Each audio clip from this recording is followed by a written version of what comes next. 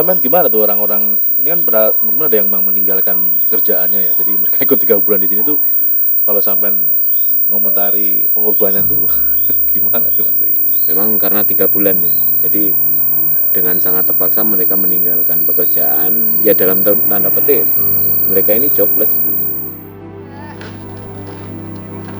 Aku nggak mikirin bagaimana kuliahku, aku nggak mikirin bagaimana pekerjaanku ketika aku udah kelewat. Aku pikir 9 bulan itu bukan waktu yang cukup lama.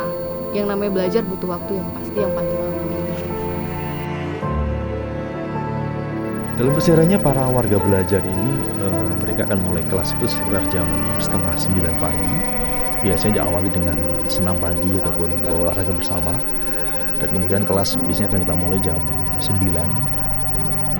Memilih lokasi ini karena alamnya sangat luar biasa indah dan mereka bisa menikmati suasana pedesaan dan inilah khasnya keunikan CSI Indonesia tentunya. Bahkan di tempat ini juga nggak ada internet ataupun nggak ada jaringan telepon yang memadai, sehingga mereka harus mau nggak mau harus fokus dengan belajar.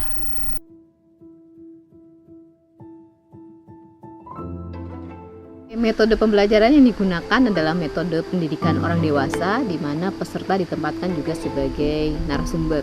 Mereka bukan bejana kosong, tapi mereka adalah orang-orang yang punya pengalaman, punya pengetahuan, dan punya skill untuk bisa dibagi di dalam kelas. Ada banyak materi di pembelajaran ini yang kalau dijumlah mungkin jumlahnya bisa puluhan ya. Dan materi itu sangat beragam. Misalnya ya conflict resolution, ada social entrepreneurship, ada juga pengelolaan kawasan konservasi, social impact assessment, land gender studies, participatory mapping dan sebagainya. Nah, bagi seorang spesialis sosial tentu memahami itu semua sangat penting. Tetapi yang lebih penting lagi, bagaimana ketika mereka nanti terjun ke lapangan, ke masyarakat, ataupun bekerja di perusahaan pengelolaan sumber daya alam, mereka menjadikan semua materi itu menjadi satu sudut pandang atau satu pola yang integral, yang holistik, dan komprehensif. Teori-teori tentang lingkungan, konservasi, kolaborasi gitu kan. Selain itu, kita juga ditempa untuk menjadi orang yang punya karakter.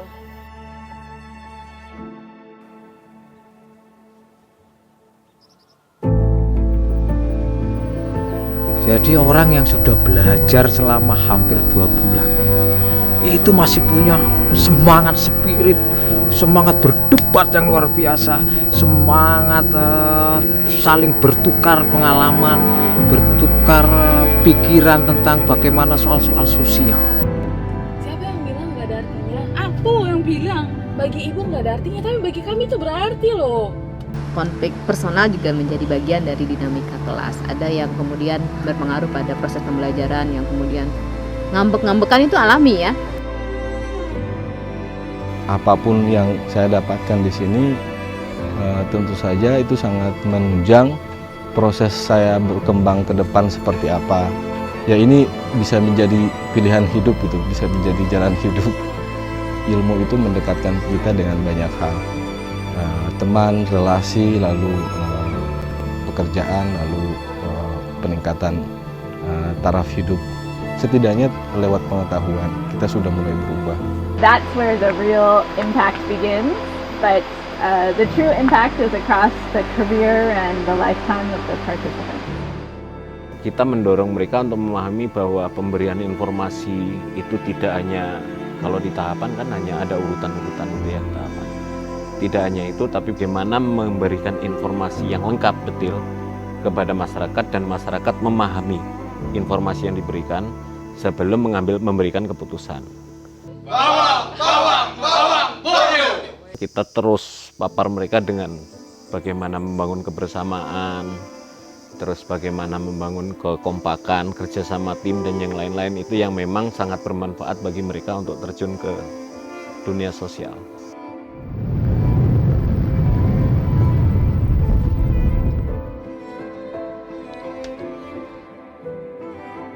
Saya selaku orang perusahaan dan melihat teman-teman lainnya, warga belajar lainnya yang mewakili NGO.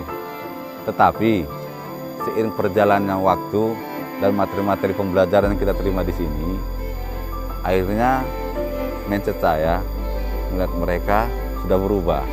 Terframingkan gitu bahwasanya perusahaan, terus pemerintah, NGO, perusahaan merusak, pemerintah mendukung perusahaan, dan NGO berusaha menyelamatkan dunia gitu kan. Tapi ternyata kita duduk bareng, ternyata keinginannya juga sama gitu, sama-sama ingin keberlanjutan atas hidup kita di dunia gitu kan, atas keutuhan bumi gitu, sama-sama ingin menjaga gitu. Antara perusahaan tambang, perusahaan sawit, kemudian NGO, kemudian pemerintah, kemudian masyarakat di sekitar lokasi proyek. Nah, perbedaan pandangan ini itu memungkinkan untuk menyelenggarakan kolaborasi. Yang akan sangat saya gunakan ketika di lapangan adalah bagaimana bisa membentuk sebuah forum yang itu isinya kolaboratif dari berbagai macam stakeholder, dan di situ bukan untuk bertentangan kepentingan, tapi bagaimana caranya kita berkolaborasi dan mencari hal-hal yang sama untuk menyelesaikan permasalahan yang ada di sekitar kita, khususnya sumber daya alam. Apapun yang dilakukan SCSI, apapun yang dilakukan oleh lembaga kami, itu semua tidak ada artinya, tidak ada apa-apanya jika kawan-kawan ini tidak memutuskan untuk berubah. Jadi kawan-kawan berhak untuk merayakan perubahan yang kawan-kawan rasakan, berhak untuk berbahagia sebahagia-bahagianya jika akhirnya kawan-kawan bisa merasakan perubahan yang dirasakan.